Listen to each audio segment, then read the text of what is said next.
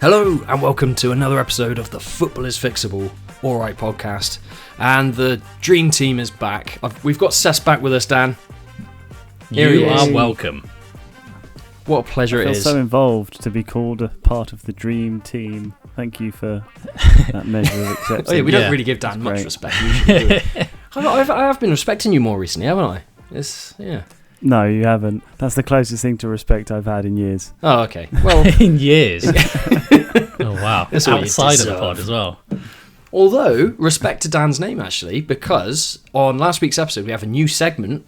What was it, Dan? The underrated Hall of Nearly Fame. Exactly that. What a segment Rolls that off the was. tongue, doesn't it? Such a memorable name. Yeah, really slips off the tongue. Exactly. What I was thinking about though when I was doing the editing and things, I was thinking about underrated Hall of Nearly Fame. So it's not what we're looking at is underrated players, right? And it's about putting the spotlight on them and stuff. But it's the hall that is underrated.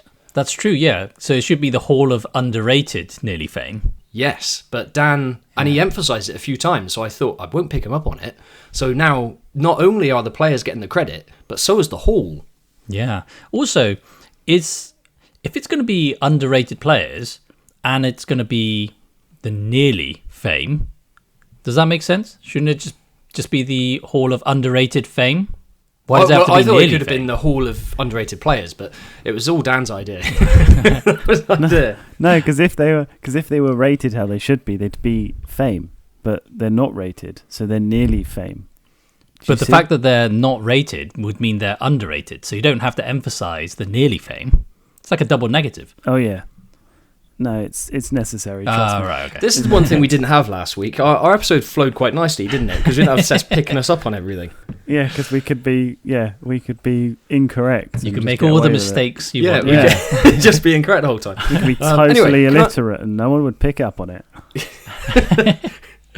Can I bring in an off the post? Sure.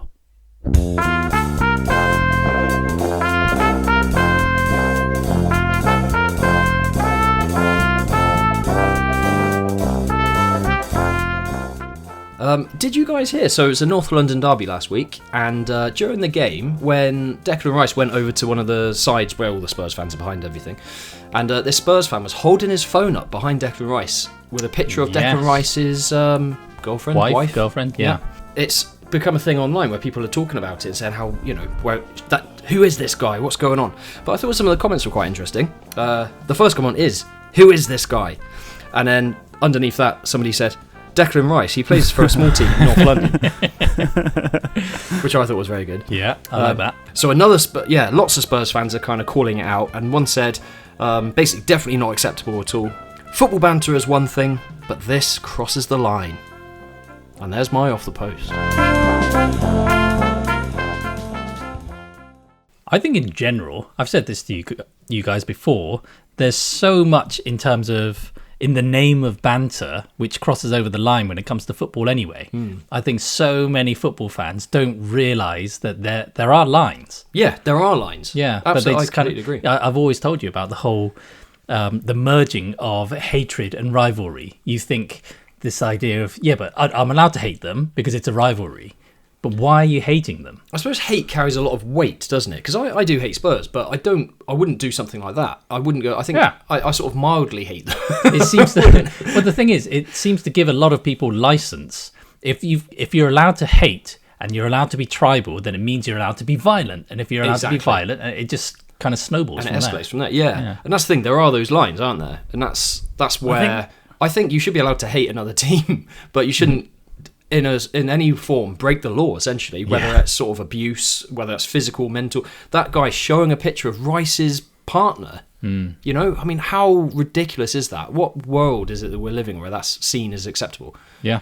There's also he thinks that's acceptable, different levels of like rivalry and hatred, isn't there? There's like the theatre of it, there's like the pantomime hate, which is kind of what most of football is, where you have these team rivalries, and then you have this thing where some people really make it really personal, and it becomes like a real personal like vendetta and like nasty hate, rather than just like part of the theatre of it all. Do you know what I mean? And this is the thing, And hate every player, every team's going to get it, and that's actually linked to what I want to talk about today because everyone seems to hate Arsenal, and I can't understand why. Oh my god, this is ridiculous. We're going to this again, are we? Yeah. If someone says a bad word about Arsenal, everyone's against them. Yeah. You are against it, and this episode will prove it. So today we're going to fix. I don't care what you say. We're going to fix the Arsenal police. Let's get into it. All right. Tell us why you think everyone hates Arsenal then. Right. Hang on. Let me guess. You read a comment from Spurs fan 2005732 that said something really mean about Saka, and now we're here. You wrote that, didn't you? I can see you. How did you know that number? But this has kind of it's been bubbling for quite a while because obviously Arsenal haven't won the league in a long time, and I get the banter of it, the joke. It's quite funny. If Arsenal don't win the league, they'll bottle it again, and I see that genuinely as a joke. I take that as quite funny. I can see why others find it funny, I should say. It is annoying. Yeah, I was going to say, you find it hurtful. Yeah, because we didn't bottle it. Like Saliba, the year when he got injured, our second place finish, if that makes sense, a few years ago, he got injured, and he was the reason our back four was so strong, right? He was absolutely amazing. He got injured. We had Rob Holding coming, who I love, but is a level far below. And then we suddenly start drawing and losing and various other things. We didn't win as consistently, and we just missed out on the league. Mm-hmm. And so you hate Rob Holding, is what you're saying? No, we didn't bottle it. How can you bottle something if you lose? What happened to Man City when they lost Rodri? Did they bottle it? Did they? I don't think that narrative isn't used, is it? It's used against Arsenal, and that's where we've got the bottle police. I'm afraid it's just everywhere, and people don't understand what bottling actually is. You know what? I'm going to get a definition up. What is bottling? This is such an Arsenal fan's defence, isn't it? To go, I need to find the definition of bottle.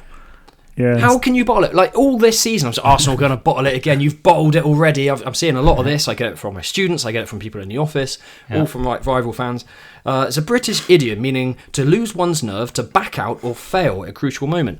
Arsenal, we're in February, and apparently we've already bottled the league. Well, not long ago, you guys were, 9 points clear? Okay, so we're no longer that far clear, but how you can only bottle it if you're destined to win it. How can you be destined to win something in February? Well, you said right from the beginning of the season that Arsenal have the best squad, and everyone agrees Arsenal have the best squad. I'd probably say so, yeah. Yeah. So, and you were 9 points clear going into February, so I would say that is losing your nerve if you suddenly lose a 9-point lead, and if you lose the league from there, I would say so. I would agree that we bottled it against Wolves. We were 2-0 up, and we bottled that. We looked nervy in that second half, and we didn't play our normal selves. And we ended up drawing. Did you draw against Leeds as well? No, we beat them 4-0. Ah, okay.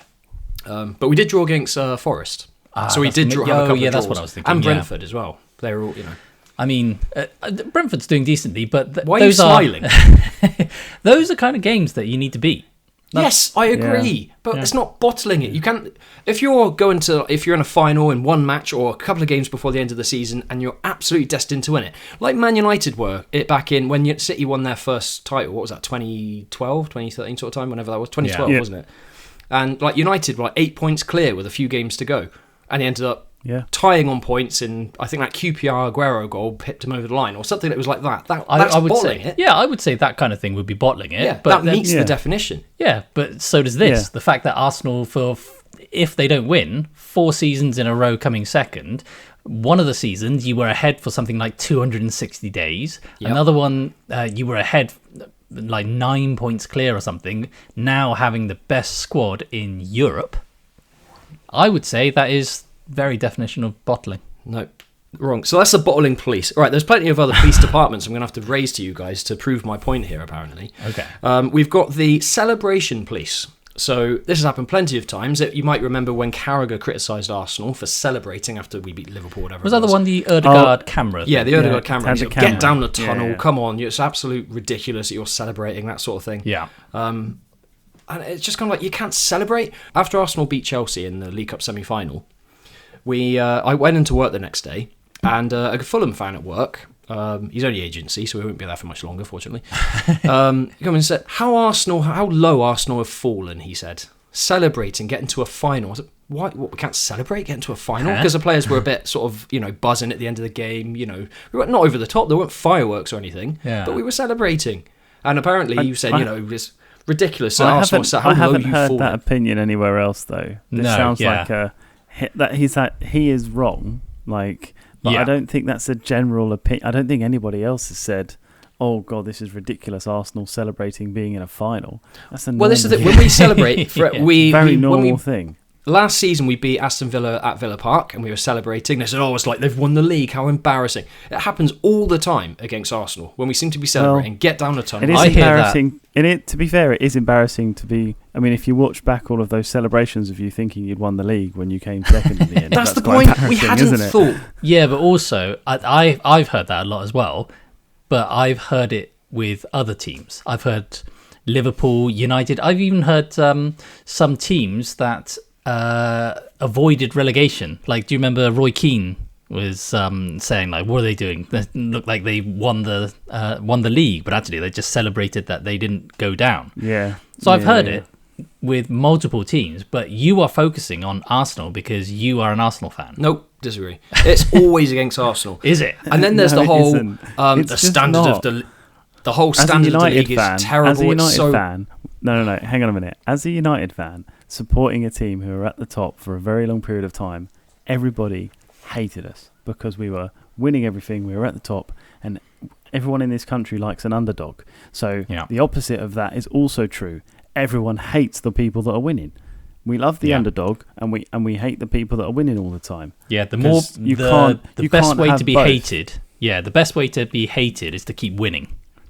Yeah, so where you're challenging at the top constantly, that's why you're under fire all the time, because you're up there every single year. It's part and parcel of it, just like when we And, were winning yeah, all the time. Exactly, and I'm I think quite enjoying this little renaissance we're having for the first time ever, because we've been so irrelevant for so long.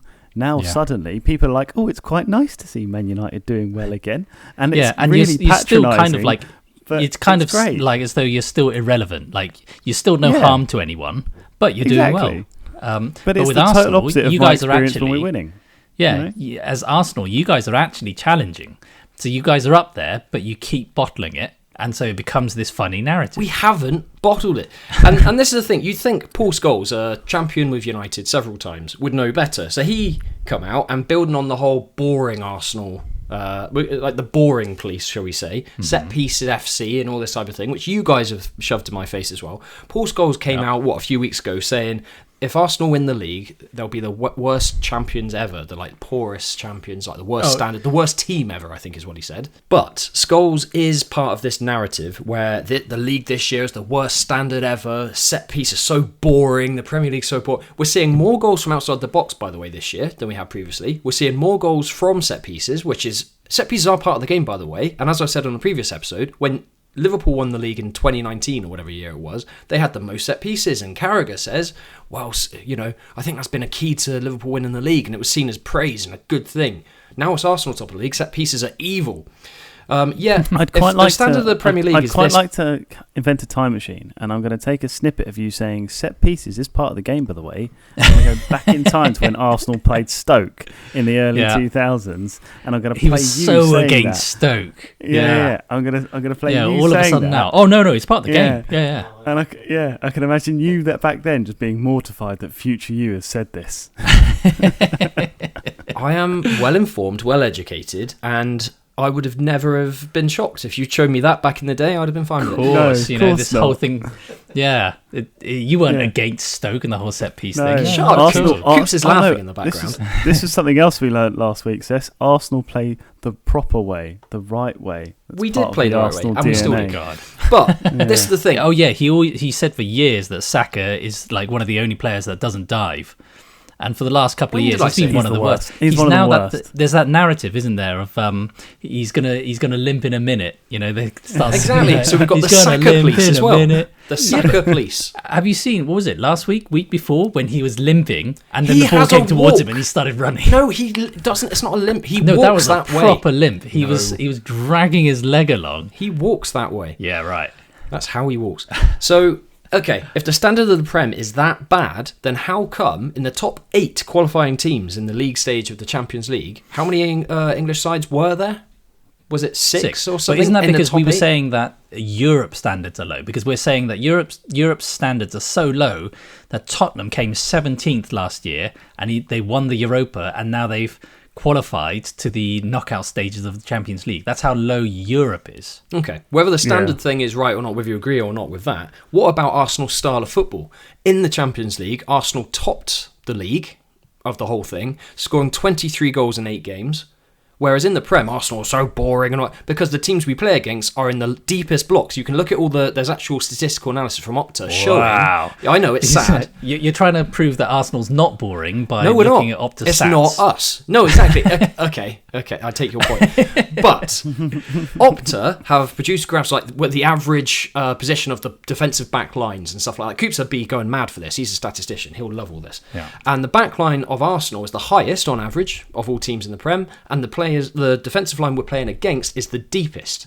So it's the team we're playing against, because obviously they respect us and they see how good high level we are, they're dropping further back, and it's making the game a bit more arguably boring to some people because they can't get out, and well, that's on them. It's not our fault. To be honest, this is something that I'm happy to really annoy you and go against you, but I do kind of agree that I don't like this narrative of the league is boring, because it's not Arsenal's fault, and Arsenal are only one team out of 20. So it's not them dragging everyone else down. Similarly, with when Pep came to England, and then other people started to try and copy his style, it's not Pep's fault. Everyone's got their choice to choose that style or not.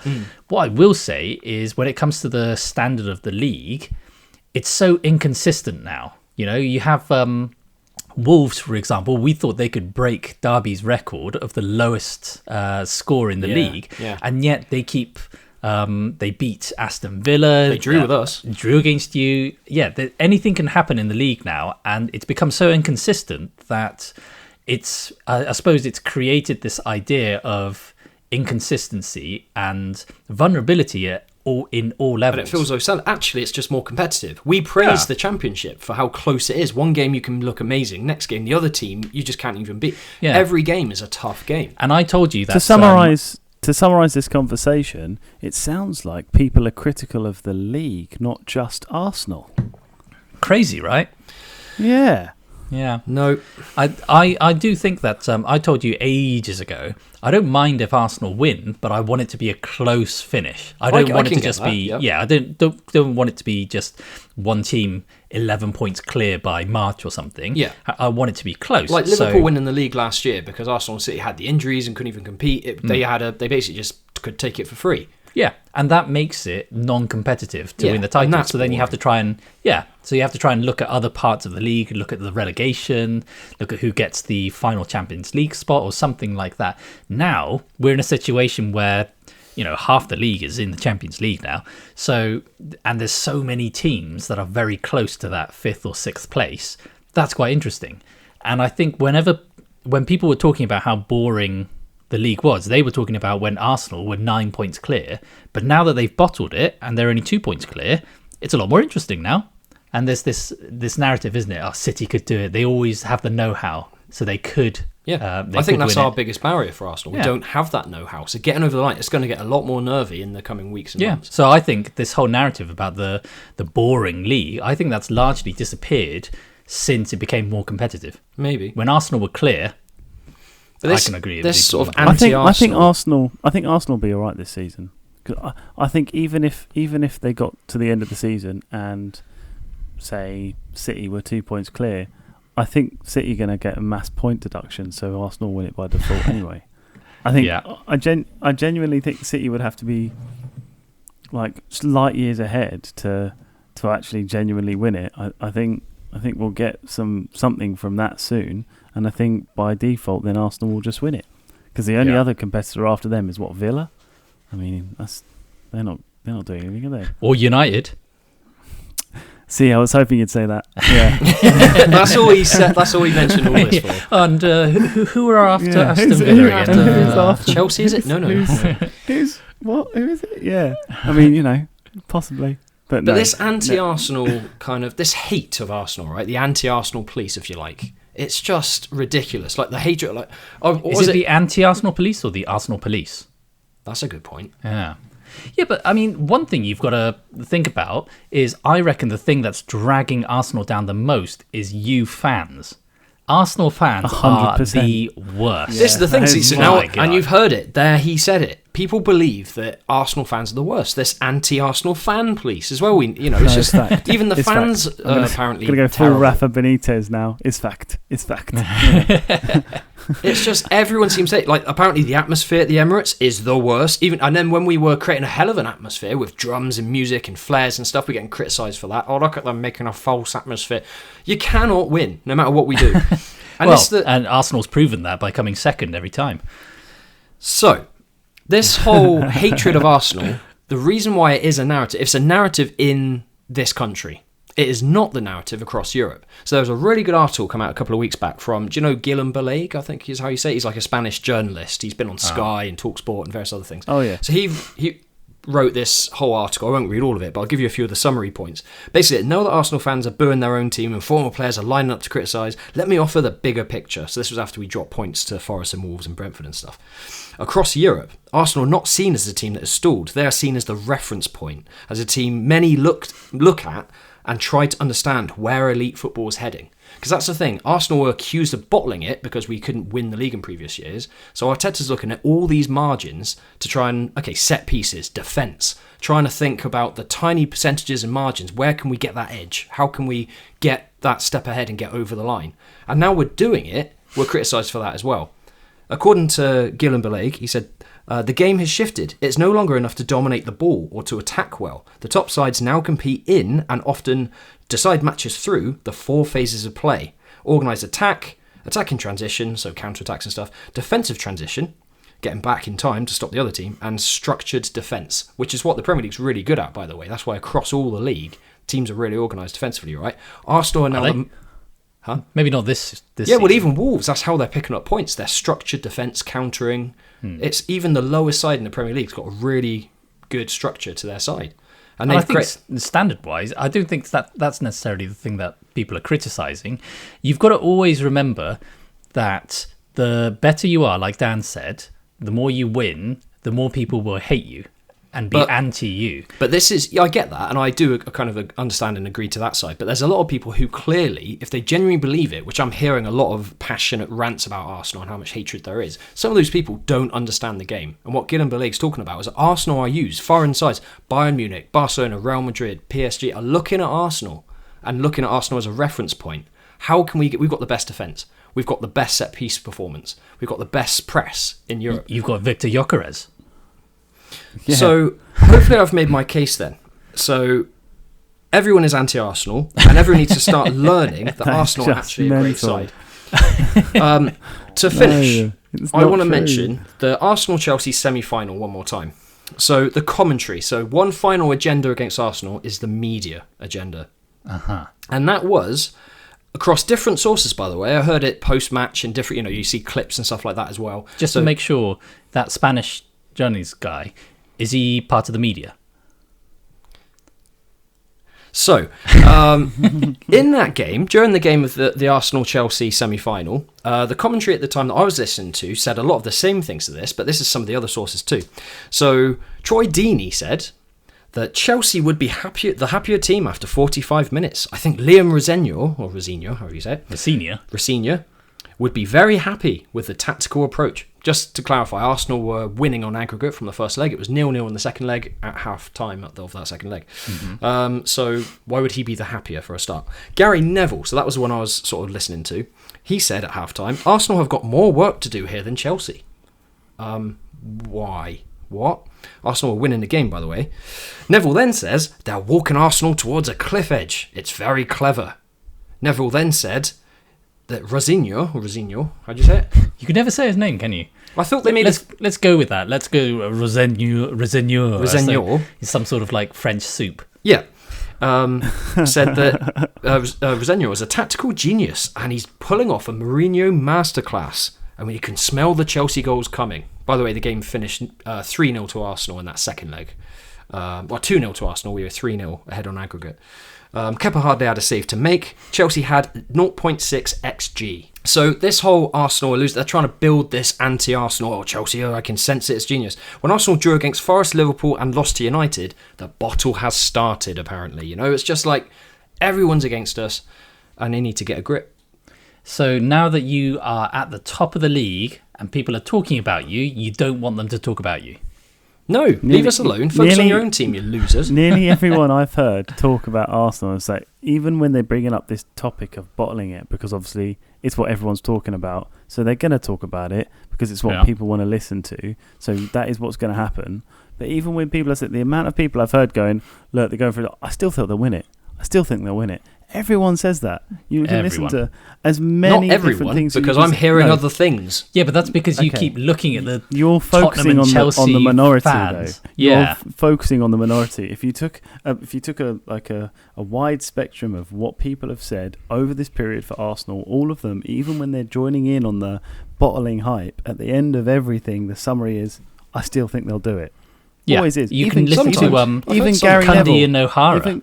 Yeah, I heard Gary Neville say it on his Gary Neville podcast. He come at the end, and even then he said, "I still think Arsenal will do it." And he said Arsenal from the beginning of the season as well. Yeah, exactly. Yeah. So how can you say Gary Neville has got this agenda against Arsenal when he's saying he still thinks you'll do it? He's saying he thinks you've got the best team in the league, and he predicted Arsenal to win at the beginning of the season. And then if you ask everyone, if you just listen to TalkSport, because there's so many different hosts and who support different clubs and everything, if you ask them who the best keeper this season is, almost everyone says Raya. Best defender, everyone says Gabriel. Best midfielder, everyone says Rice. Do they?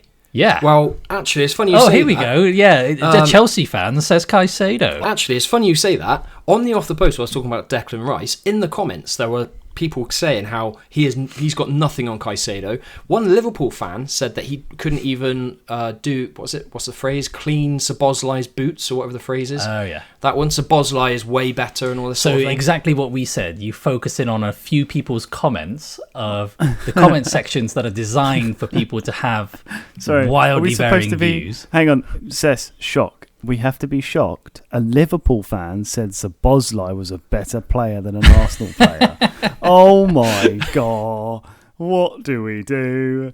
That is exactly our point, though. You're saying it's your experience.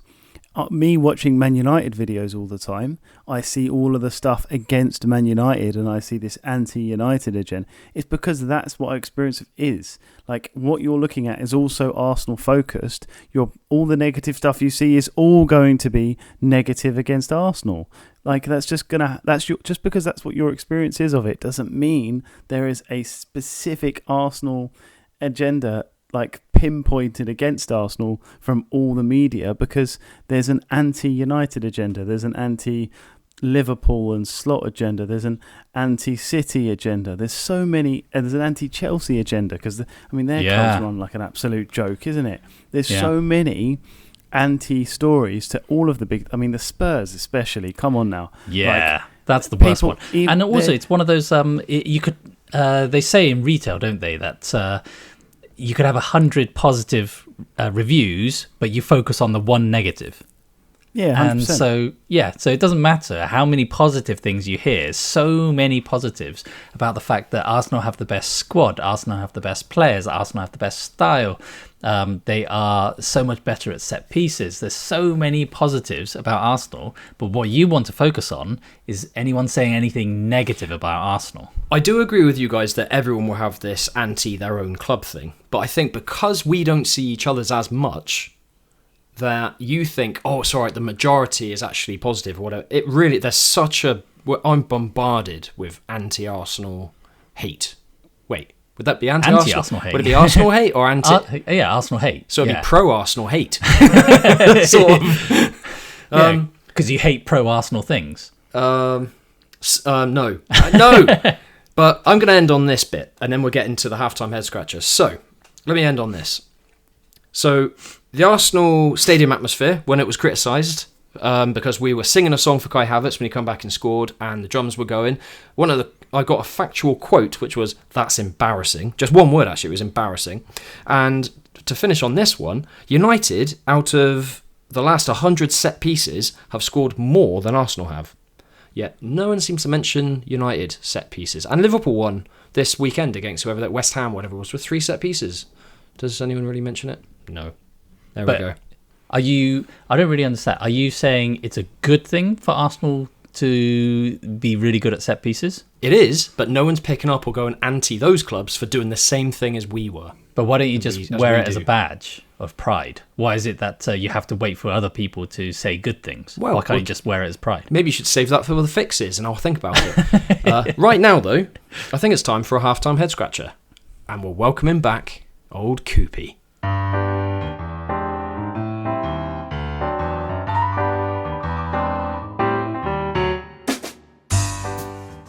Good afternoon. It's time for another halftime head scratcher. Sponsorship envelops modern football. Betting companies, beverage brands, financial institutions. It's exhausting. In simpler times, though, what was the first ever sponsorship of the English Football League Cup? Answer coming up after, you guessed it, a commercial break.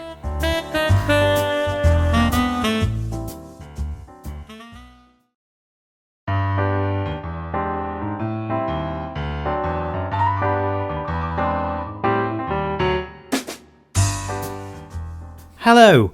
Before the break, I asked you who sponsored the EFL Cup first. That was Milk. Just Milk.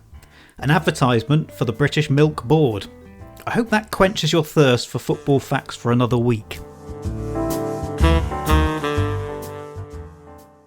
Thanks, Coops. Well, I say thanks. As he was walking away there, he said, hey, I don't like Arsenal, actually. No he one doesn't. hates Arsenal. Coops does. He just admitted it in front of your ears. No, I've told you this before. No, he People are doesn't. anti-you. You bring Arsenal down. Like I said, with Arsenal fans bring the club down. You bring Arsenal down because every time you text or we talk to each other, it's like, oh, look at Arsenal. Oh, have you seen this Dennis Bergkamp video? Oh, Arsenal It's invincibles. They're the entertainment. greatest club ever. I'm trying to Yeah, cheer you it's up. so Watch a bit of true. magic and it'll brighten your day, wouldn't it? I mean, the fact that you said the Invincibles are the greatest domestic team in history. Oh, well, in my lifetime. In our lifetime, yes. As I'm older than you, then I can talk for all of us. So Insane. in Much my older than lifetime. me. Yeah. Much at 20 days on.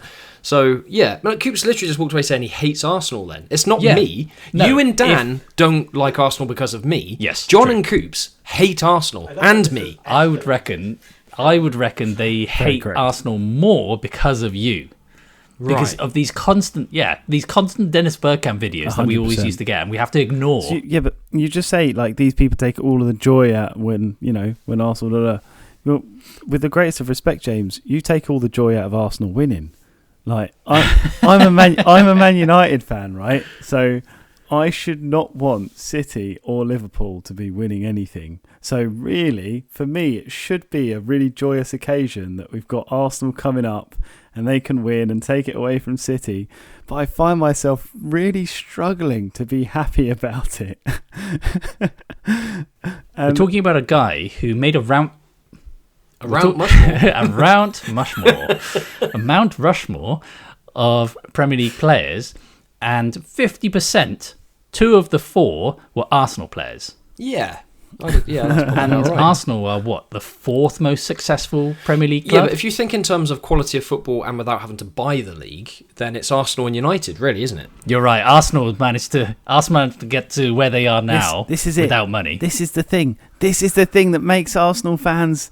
This is the thing. This is the no. It's the but we did it the right way. It's the high Yeah. horse. It's the That is so Highbury true. horse. They did it the right way by bringing in all foreign players and being the first England team to not have any English players in their starting 11. They did it the right way by spending 250 million every summer for the last 4 or 5 years and outspending Man City. That's recently because City and Chelsea have corrupted the league and we've got loads of just teams just buying everything now. So Arsenal are well, to compete, we're going to have to start doing So the you're same. not doing it the right and way, United can do it. Not anymore. No team is doing it the right way, but that's a Who knew separate that problem. Who knew that Tony Pulis was doing it the right way all along? Tony Pulis was doing it the right way all along.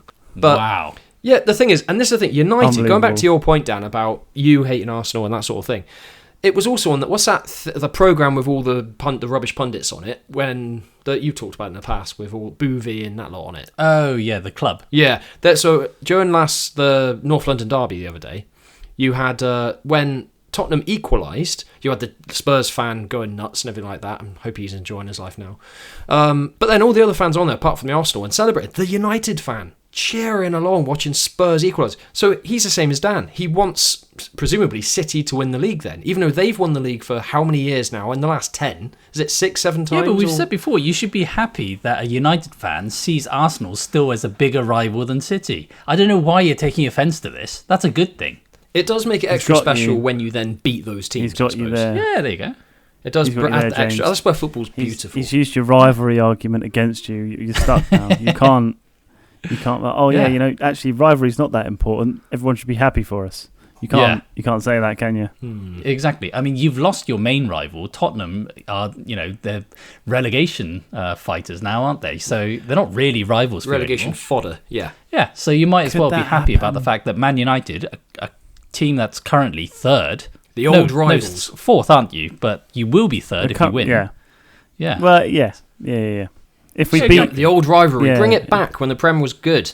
Oh yeah, because you're saying it's boring now because of It's Arsenal. not boring, but at least then everyone else can be put back in their loud and place.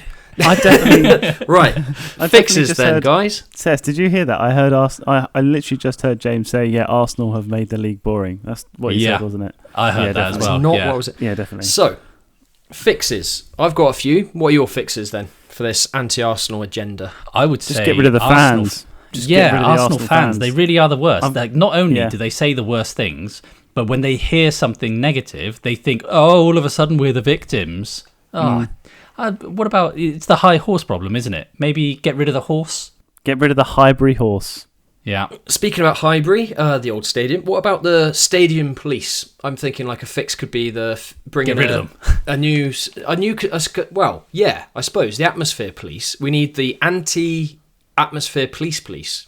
So we need people to come in to regulate the people who are going against the atmosphere. So wow. people who are criticising Arsenal's atmosphere need to be brought to justice. So I need a police department that will Yeah, manage that's them. something again that you are focusing on Arsenal, but this narrative about the atmosphere that actually started with Liverpool. The whole Anfield atmosphere is disappearing because there's fewer season ticket holders and all these things. Tourists that started and with stuff, that started with Liverpool, and Chelsea got it, Villa got it, and just because Arsenal is Well, getting it now, Everton all of a get it sudden now, you're don't saying, they? "Oh, everyone's against Arsenal." But no, that's Everton a get it now narrative with that the new started stadium. with other clubs. Everton get it out now with the new stadium, don't they? Yeah. Like, and I do feel like as well, like there's a new stadium thing there. I think a lot of people, then when people go into a new stadium, it's almost instantly criticised because people don't like change. So it's and Arsenal Stadium is okay. It's been around a while, but it's still relatively new. So I think that's something to do with it as well, to be honest. Yeah. Yeah, I just think it's just this is a narrative that's basically for all clubs eventually, but mainly it started off with the big ones. And the Anfield atmosphere is probably the most famous one in the Prem, I would say. Apparently, that's what I said, but then apparently there's, I don't know how true this is, but fans that have gone there, like from other teams, have actually heard speakers playing fan noises. They said that about Stamford Bridge as well. So these are actually build an things atmosphere, that were said artificially. about other clubs well before Arsenal. But again, we're saying as soon as Arsenal are brought into it, you're claiming that everyone's against Arsenal. Well, the thing is, those clubs That's, deserve that criticism if it is artificial. Arsenal I have a see. natural So atmosphere. and Everyone we're else criticised deserves the criticism except Yeah. Arsenal. When was Right, the last okay. time you went to the Emirates? Where you were with me, actually. No, wait, have I been down since then? When we I went don't down think to you watch have. That Everton? was about, 2-3 I seasons can't ago? get no, it was 2 seasons ago. 2 and I seasons can't ago. get tickets So you anymore. haven't been there for 2 seasons, and yet you're claiming the atmosphere is better than those others. Yes, I've got it on surround sound in my living room. I can hear it. Right. My next fix, as well as the new police department. What was the for first fix? Set piece police. Oh, yeah. Well, the anti-set piece police. Right. So I need the police to regulate the anti-atmosphere police. Right, okay. So So you I want need a department police for that. out there to create more atmospheres? What, they go out there and they give people some like No. clackers or something? No, they're there to police. You're too the quiet. police that are Have there this. to police them. They're Oh, I there see, to I see. police the anti-atmosphere police, because the people who are anti-atmosphere and they're trying to tell us, and so that's the anti-atmosphere police. Okay. What I also want is to bring another department in, Jeez. the anti-celebration police. So the people who are the anti-celebration police, like Jamie Carragher, having a go at Erdegaard and all the other examples we talked about earlier. I want a police department to regulate them as well. I think the thing that I find really annoying about all of this is how you take away the O from the word police. Police. You call them police instead of police. Police. Well, that's police. You don't have to go police, but you keep saying the anti-something police. Yes, it's police, isn't it? The police. Yeah, see, you're going to notice this, Dan, now, and this is going to annoy I you as literally well. just noticed it. It's like he's saying please. Yeah. how He's saying, we say it. Please. anti-celebration, please. Yeah. So anti-celebration, yeah, please. the anti-celebration police, and we'll have the anti-atmosphere police. Right. Additionally, A lot more people we're hiring. yeah, There's a lot it's more just going to have departments to happen. And going I don't on mean there, isn't to. there? This I is don't mean becoming to a bit regulate them. bureaucratic. Sorry, they're not a legislative body, but they are there to apply the law. So they are there to police them. So as well as that, I want the media gender police. So I want a police department to manage them as well. Wow. Ultimately, we could just have a whole combined department. Might help with communication. Just the anti-Arsenal police. So is this that you don't want anyone to talk about Arsenal, or you only want people to say good things about Arsenal? Ooh. Yeah, because I feel as though if we say nothing about Arsenal, then I feel as though We you'd need go, more attention than that. Yeah, exactly. I think a little bit of praise, not over the top, just a bit of praise and respect for being the best side at the moment. That would be fine. You do get that. I'd accept, and then stop it there, Yes. and then that'll be it. No I need see. for anything else. Yeah. No need for this you want- misunderstood football knowledge where people are saying, "Oh, set piece is rubbish." They don't even understand the style of football that we're playing, how we're dominating every game. It's phenomenal. So yeah. So you just want everybody to idolise you and not say anything negative about you, no matter what. Yeah, basically, like the rest of Europe, like Gillan Berleg was saying, respect Arsenal because they set the example. They are the reference point, as he put it. So when Guardiola came to England, and we had the Pep way, and everyone idolised the Pep way, and it changed a lot of things, and you were very anti-Pep way, same as the tiki-taka Barcelona way that was dominant, and you were very anti that. I was anti-tiki-taka. That was boring, wasn't it? Yeah, and you said the Pep way was boring as well. So why is it that you don't give them the respect, but we have to give Arsenal the respect for being I dominant? respected it. It was quality, and the other teams couldn't get out, but it was boring, wasn't it? But But if you'd have we're heard not allowed to somebody criticise else, Arsenal's way, even though you can Yeah. criticise City's way. Well, it was boring because the teams wouldn't even be able to get out. In the Champions League, they actually attack. So Arsenal playing this boring style of football isn't boring in the Champions League. We've scored freely. It's been We just heard entertaining again there that James said Arsenal play the boring way. yeah, We've got that on again. record now. Yeah. games. And It's for nice my how he other, admits it. Yeah. I'm getting lost in all my police departments. Did I also bring in a set piece police? Yeah, as yeah, well? you've said that one. I Well, think you did. there's already the set piece police. I need the The police to police them. the police to police them as well. So the Right. set piece police. Just Okay. now we're back on the police thing. Just quickly, James, when you hear the song "Please, Please, Please Me" by the Beatles, do you hear "Police, Police, Police Me"? Yeah, why have the police got something to do with it? Yeah. Yeah. Well, there we go. So I think we've clearly fixed the anti-Arsenal agenda there. Yeah. But speaking about hateful things, I think it's time for John's fantasy football tips.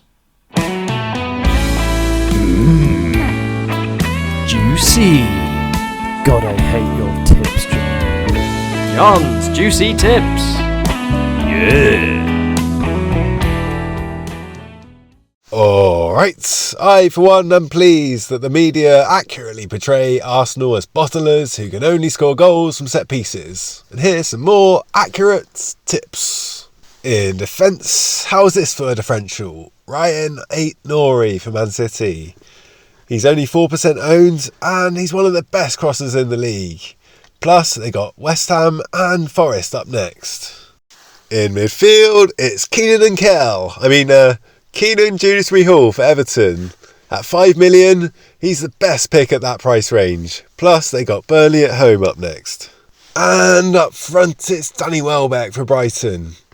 He scored in his last 2 appearances, and his next fixture is against the worst team in the league. It's Arsenal. Juicy. Thanks, John. As always, I think. It's not been a good week, guys. It's all gone wrong. I'm going to get a lot of hate for this, to be honest, as well. I don't know. I've had a terrible fantasy football week. It's not been good. I've had a good one actually, so I'm all right. I reckon Finally. I'll get a lot of hate for this probably. I'll get loads of comments and, So if you do badly and people pick that out, is that a bad thing? We're not allowed to do that? Well, as long as they praise us when we're doing well, that's fine. I haven't received any praise from anyone else. You guys haven't been respecting me, saying, James, you're doing really well. How often do you praise John for being top of the league? Most weeks, only because it's in the script. Yeah, I was going to say, you personally. have to say him. Yeah, I have to say that because he's top. Although, is he still top? Let's have a look at our league. No, he isn't at the point of recording. Look how happy you are. No, I'm very upset for him. I think we should obviously do we're a only fixing, partway through the game I week. think we should do a fixing James's anti-John agenda for next week. The anti-James police. Or... John is currently sitting in third place halfway through the match week weekend, so he slipped down to third. Yep. Yeah. Patrick Finney's back on top at the point of recording, so well done, Patrick. We'll see where we go with that. And if you want to join our league and show your true ball knowledge, you'll get shout-outs every week that you can top the table. You can join with the entry code SD4GZV and see if you have what it takes. There we are, guys. Have we sort of come closer together now, like in an understanding that Arsenal deserve more respect? Not in the slightest. Have we built? I would say it's further than ever before now. I would say it's just absolutely shown the Arsenal agenda is actually more about Arsenal just wanting to hear praise, and when they do get praise, they don't want to hear it, because they just focus on the negatives. So when they're told they've got the best squad, the best team, they've got the best goalkeeper, the defender, midfielder, all these great praises, no, they just say bad things about us. That's not praise. That's just, as you said, Rafa Benitez, that's just fact.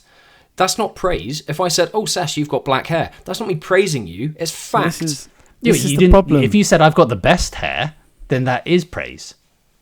Not if it's fact. How's that praise? No, I would still find that happy. This is the problem. Anything positive you say that is said to you, your arrogance is so high. This is an Arsenal fan thing. It's just like, well, no, that's not a compliment. That's just how it is. So exactly. Or you only see the negative things, because positive things you're just like, well, that's not a compliment. That's just an observation, which is like the most arrogant mindset. Yeah, especially coming from a guy who, do you remember a couple of months ago, he was saying that if Arsenal win the league now, Arteta is officially a genius. And that's a fact. Oh, yeah, 100%. Yeah, even though he went 6 seasons failing, all he had to do was just spend £1 billion. And he just needs to win one, and then he'll be a genius. Guys, can I just mention something serious, though? Can I get your opinion on this? Yeah. I'm actually nervous now. Arsenal are 2 points clear at the point of recording. Equal on games with Man City. And I'm a bit nervous. Do you think Arsenal are going to win the league? You know what? For me, I think yes. And if they don't, that's bottling it. Yeah, I think as it was said many a time before by our favourite man, they've got 2 hands on the trophy. Right, guys. Well, thanks for hopefully listening and understanding my case and agreeing. No as well. understanding Arsenal at all. are clearly, no agreement. No understanding. Yeah, sorry, none at all. Well, to prove to you, and don't fade me out this time, Sess. No. I'm going to give you quotes from managers that have come up against Arsenal. Oh, so after the game, can't wait. All right, Great. Quotes from various managers that have faced the great Mikel Arteta. Pep Guardiola, for me, Arsenal.